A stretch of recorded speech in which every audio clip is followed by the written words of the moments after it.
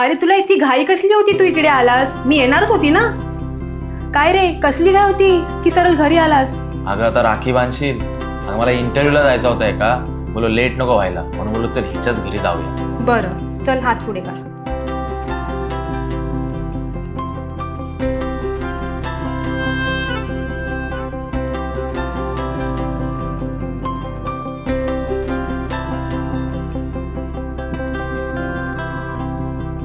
दादा, तू माझ्यासाठी मध आणलीस? अगं एवढेच पैसे होते का माझ्याकडं? पैशाची खूप गरज आहे मला आजकाल. जॉब शोधतोय पण भेटत नाही. आज पण एका इंटरव्ह्यूला जायचं आहे, तुला खोटं बोललो मी. घरात रोज ऐकावं लागतं मला. आजच्या दिवशी घरामध्ये कटकट नको ना, म्हणून बोललो तुझ्याच घरी जाऊया राखी बांधून घेण्यासाठी. सध्या माझी लेकी हीच द्यायची आहे तुला. तू तरी मला चुकीचं समजू नकोस. मी प्रयत्न करतोय ग, पण पण काही होतच नाही माझ्याकडून.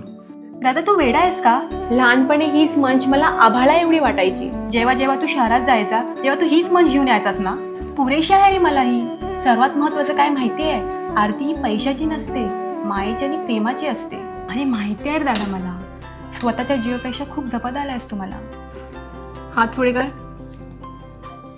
आता मी तुला देते पैसे, पण जॉब लागल्यानंतर दुप्पट घेई ना.